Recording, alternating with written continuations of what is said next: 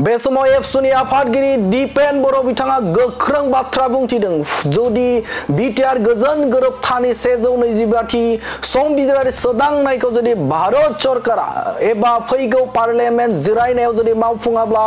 गोख्रों धरना हाबाफारि लागोनखौ फोरमायथिदों एबसुनि आफादगिरि दिपेन बर' बिथाङा जुदि भारत सरकार आरो आसाम सरकारा बिटिआर गोजोन गोरोबथानि 125थि संबिजिरारि सोदांनाय आरो बेनि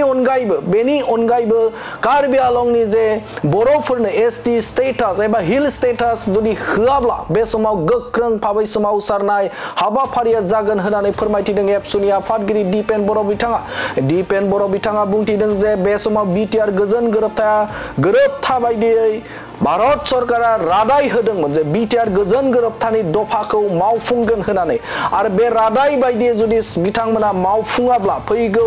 डिसेम्बर दानाव क'क्राझाराव मोनसे गिदिरथार हाबाफारि एबा 2 लाख सुबुंखौ मा खालामगोन होननानै बाथ्रा बुंथिदों एबसुनि आफादगिरि दिपेन बर' बिथाङा बे सोमावसारनाय हाबाफारि बे हाबाफारिया कन्टिनिउ एबा जोबनो गैयै एबा थुंगिनाय गैयै जानो थाखाय लाहार फाहारखौ नुनो मोनदों मानोना बे समाव बिटिआर गोजोन गोरोबथानि दफाया जुदि आबुङै मावफुङाब्ला एबसु एबा बर' हारिया गोख्रोङै सोमावसारनो थाखाय बिथांखि एबा जानजि खाफ्रादों होननानै बाथ्रा बुंथिदों बिथां दिपेन बर' बिथाङा आरो फैबाय थानाय समाव जुदि बिटिआर गोजोन गोरोबथानि दफाखौ आबुङै जुदि भारत सरकारा मावफुङाब्ला गोख्रों सोमावसारनाय हाबाफारि लागोनखौ बाथ्रा बुंथिदों बिथां दुलाराय बर' फरायसा आफादनि आफादगिरि दिपेन बर' बिथाङा विंटार सेशन ऑफ पार्लियामेंट फैगासिनो दङ बे विंटार सेशन ऑफ पार्लियामेंटआव आर्टिकल 280 आरो 125 एमेंडमेंटखौ पास खालामनानै जि संविधानिक मर्यादा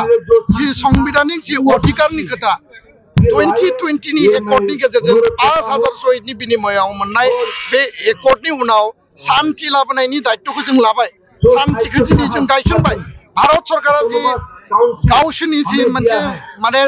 रादाय होदोंमोन बे रादाय बायदि बिथांमोना जि मावनांगौमोन आधा डजननिबो बारा एकर्डनि दफाया दिनै इमप्लिमेन्ट जानो दंबावो बिथांमोना मावानानै बुङाखै बिथांमोना जायानानै बुङाखै आरो जोंहा भारत सरकारनि सायाव दिनैबो बिश्वास दङ मोदीनि सायाव अमित शाहनि सायाव जोंहा दाबो बिश्वास दङ किन्तु खोथाया जाहैबाय जे टाइम गोलाव खालायोब्ला डिले खालायोबा जोङो जि आन्दोलनखौ खालामनानै जि अधिकारखौ मोनदोंमोन आरो जि एसपिरेशनखौ लानानै बर' रायजो राजाया बड'लेण्डनि आसामनि रायजो राजाया जि आन्दोलन खालामदोंमोन जि सुक्ति जादोंमोन सुक्तिनि उनाव जि कागजाव लिरनाय दफा बे दफाखौ जुदि फिथाइ हिसाबै मोनजायाब्ला फिथाइ हिसाबै जुदि अधिकारखौ मोनाब्ला बेबायदि सुक्तिनि जेबो मुल्य थाहैनाय नङा दा बेखायनो सरकारखौ जों खावलायदों जे गोख्रैनो बे दफाफोरखौ मावफुंनांगौ आरो जोङो स्पष्टयै बुंदों जे एसटि हिलनि इस्यु कार्बि आंलंनि बर' कछारिनि आरो बर' कछारि काउन्सिलखौ पूर्णांग मर्यादा होनांगौ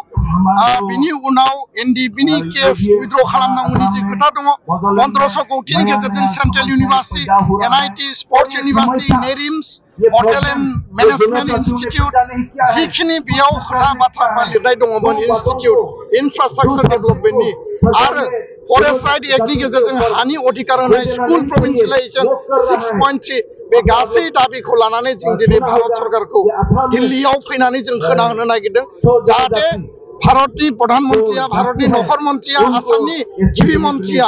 खोथाखौ स्पष्टयै बुजियो स्पष्ट भाषाजों जोङो बुंनो नागिरदों जे विंटार सेशन अफ पार्लियामेंट 1 डिसेम्बरनिफ्राय जागोन बेयाव 125 एमेंडमेन्टआ पास जानांगौ आरो जुदि पास खालाया दुलाराय बर' फरायसा आफादा गासै सोमावसारग्रा आफादफोरखौ लानानै क'क्राझाराव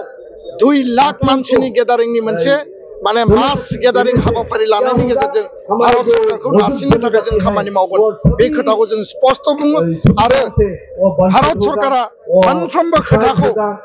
गोसोआव लानानै जाहाथे हाबाखौ मावो बिनि थाखाय दिनै जों बे मन्चनिफ्राय बे जन्तर मन्थरनिफ्राय जोङो खावलायबाय।